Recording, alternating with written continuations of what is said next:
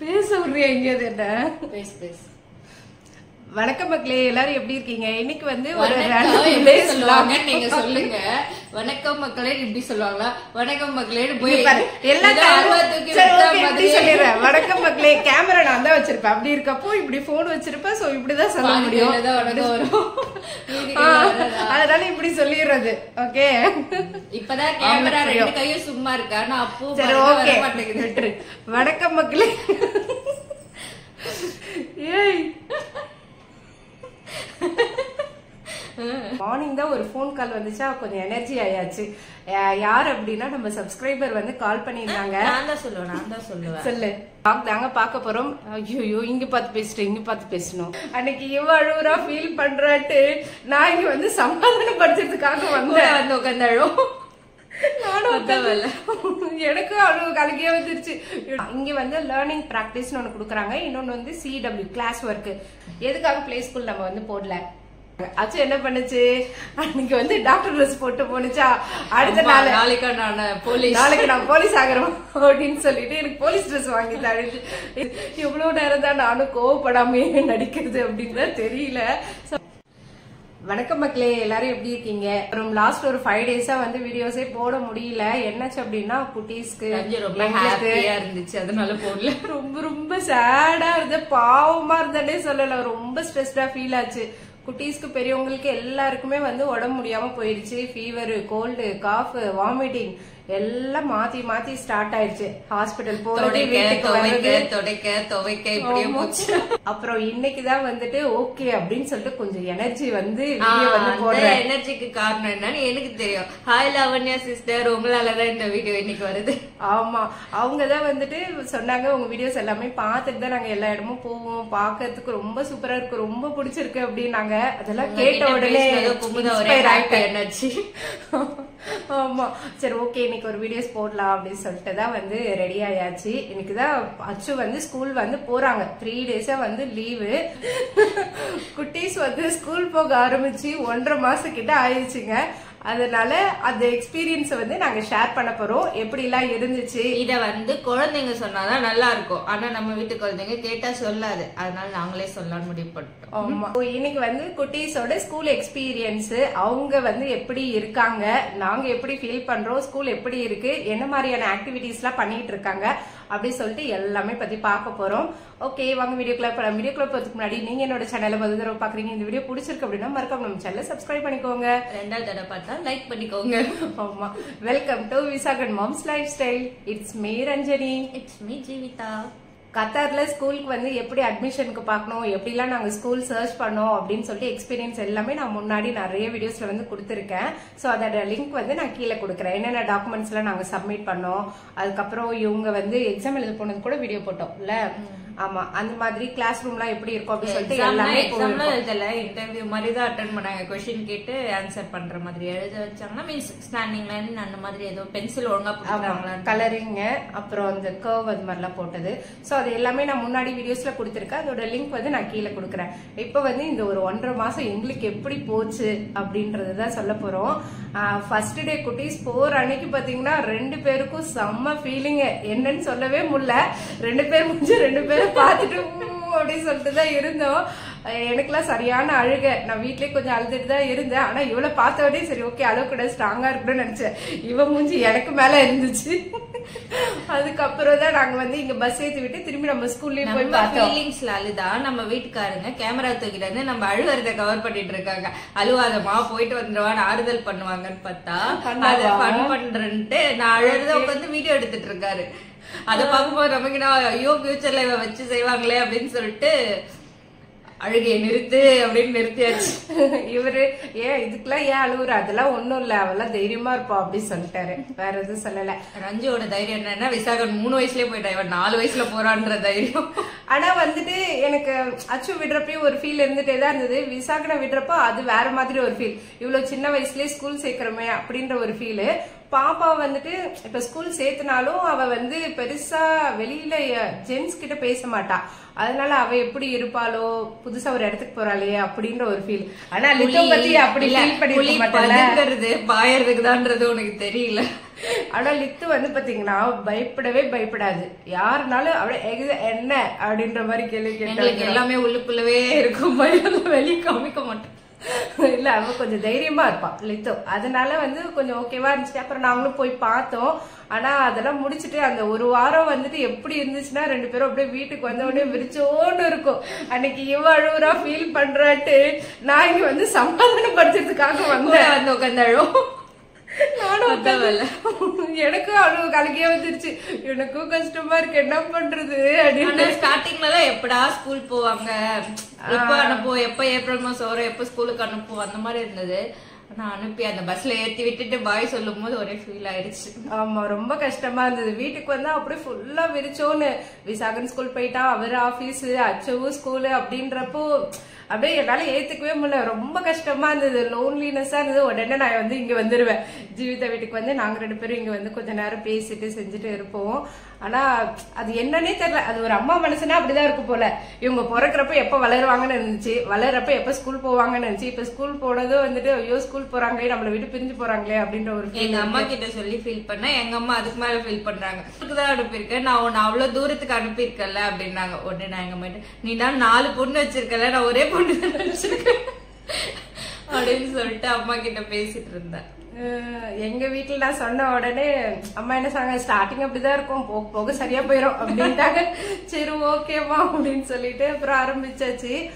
இதுதான் வந்து starting scenario. இப்படி எல்லாம் நடந்துச்சு. அதனாலதான் நான் ஸ்டார்டிங் கொஞ்சம் முன்னாடியே போட்டாச்சு. இது வந்து நம்ம வாயில சொல்லிட்டு இருக்கு, வீடியோஸ் எல்லாம் பார்த்தோம்னா முன்னாடியே போட்டாச்சு. ஆமா, ஃபர்ஸ்ட் டே ஸ்கூல்ல எல்லாமே போட்டிருந்தோம். பட் அப்ப வந்து என்னோட ஃபேஸ் எல்லாம் காமிச்சிருக்க மாட்டேன், ஏன்னா கொஞ்சம் அழுகெல்லாம் இருந்துச்சு. அதெல்லாம் காமிக்க பார்த்தா நீங்களே அழ ஆரம்பிச்சிருங்கன்ற மாதிரி அதெல்லாம் காமிக்கல.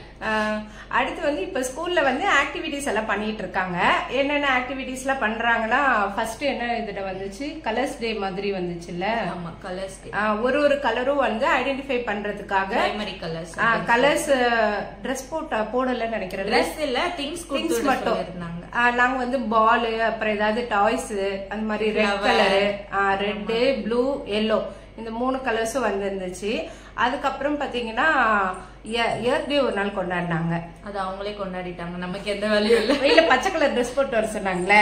ஆமா, நீங்க எப்பயுமே இந்த மாதிரி குட்டீஸ், அதாவது எல்கேஜி யூகேஜி சேர்க்கறீங்க அப்படின்னா எல்லா கலர்லயும் ட்ரெஸ் வாங்கி வச்சுக்கிறது பெட்டர் நான் சொல்லுவேன். ஏன்னா விசாகனுக்கு நான் வந்து அப்படி பிளான் பண்ணல, 5 முன்னாடியே சொல்லி நம்ம வாங்கிட்டு வந்தோம். ஊர்ல இருந்து வரும்போதே கலர் ட்ரெஸ் எல்லாம். ஆமா, red, blue, green, pink, purple. அதுக்கு அடுத்து பாத்தீங்கன்னா இப்போ கத்தார் நேஷனல் டேக்குலாம் national day colour maroon, white, அந்த மாதிரி காம்பினேஷன்ல கேட்பாங்க.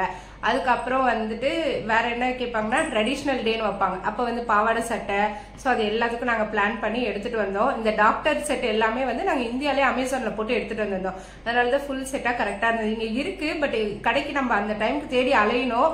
அப்ப ஆன்மாட்ல பத்தியா, இங்க ஆன்மாட்ல இருந்துச்சுங்க முன்னாடி, இருக்க மாட்டேங்குது, கோட் மட்டும் இருக்கும். அப்புறம் அதை தனியா வாங்கணும். ஆனா அந்த ஆன்மாட்ல வந்து எல்லாமே தீர்ந்துருச்சான்.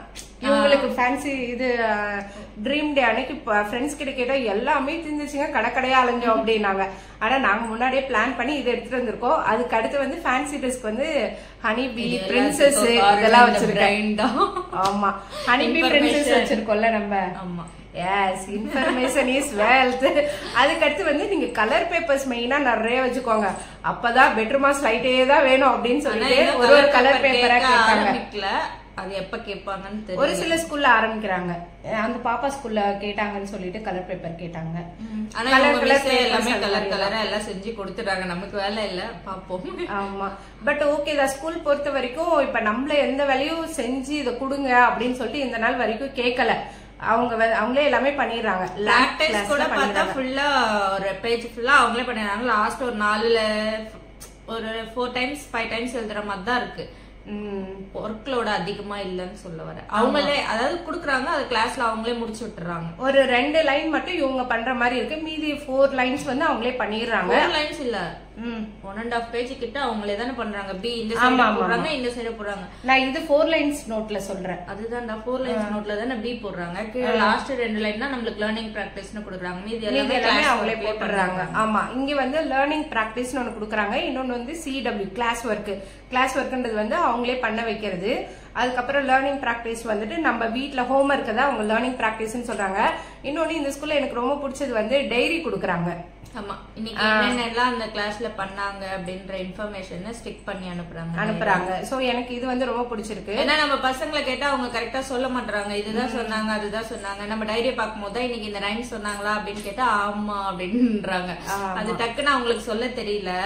நம்ம அந்த டைரியில பார்க்கும் போது ஓ இன்னைக்கு கிளாஸ்ல இதெல்லாம் நடந்திருக்கு. விசாகன் குட்டிக்கு வந்துட்டு எல்லாமே கிளாஸ் டைரியில வந்துரும். எல்லாமே நம்ம வந்து ஆப்ல தான் போய் பார்க்கணும். இவங்களுக்கு வந்து எப்படின்னா அந்த டைரியில ஸ்டிக் பண்ணதால ஓகே இந்த அன்னைக்கு இதெல்லாம் நடந்திருக்கா அப்படின்னு சொல்லிட்டு நம்மளே வந்து கேட்டுக்கலாம். நான் ஸ்கூல் படிக்கிறப்பெல்லாம் இந்த மாதிரி எல்லாம் வந்து ஸ்டாண்டிங் லைனு, ஸ்லீப்பிங் லைன் படிச்சேன். காலேஜ் வரைக்கும் படிச்சிருக்கேன். Standing line, sleeping line, curve அப்படிலாம் சொல்லி கொடுத்ததே கிடையாது. கேட்கல, நான் ஸ்கூல்ல போய் படிச்சியான்னு கேட்டேன். படிச்ச மாதிரிதான் ஞாபகம் இருக்கு. ஏய் நான் என்ன நினைச்சிட்டு இருக்கேன், நான் காலேஜ் படிச்சிருக்கேன். அதுதான்டா காலேஜ் போயிருக்கேன். நான் யூஜில 87%, பிஜில வந்து 79%. இதெல்லாம் சர்டிபிகேட் காமிக்காம நாங்க நம்ப மாட்டோம். நெக்ஸ்ட் வீடியோல சர்டிபிகேட் வேணும்.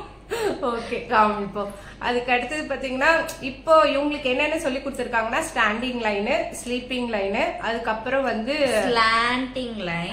ஸ்லாண்டிங் லைன் வந்து லெஃப்ட் ரைட்டா இல்ல forward backward. Forward slanting line, backward slanting line, curve. ஓகேங்களா. அதுக்கப்புறம் இன்னும் கூட இந்த ஜிக்ஸாக் லைன் இதெல்லாம் வந்து சொல்லி கொடுத்துட்டு அதுக்கடுத்து இப்ப வந்து ஏ பி சின்னு ஆரம்பிச்சுட்டாங்க. இப்போ வந்து எது வரைக்கும் லெட்டர்ஸ் ஆரம்பிச்சிருக்காங்க? சி. நான் ஆச்சு 3 நாள் வரல ஸ்கூலுக்கு, நேத்து கூட சி தான் சொல்லி கொடுத்தோம். அப்புறம் 1 2 3 வந்துட்டு 4 வரைக்கும் வந்திருக்கு. வீக்கெண்ட் போல வந்து என்ன பண்றாங்க அப்படின்னா அவங்க என்னென்ன சொல்லி கொடுத்தாங்களோ அது எல்லாத்துக்கும் வந்து ஒர்க் ஷீட் மாதிரி கொடுத்துட்றாங்க. சோ அந்த ஒர்க் ஷீட் வந்து பண்ண வச்சு நம்ம அனுப்புவோம். அப்படி அவங்க பண்றப்போ அந்த வீக்ல ஃபுல்லா பண்ணது எல்லாமே ரீகால் ஆயிடுது.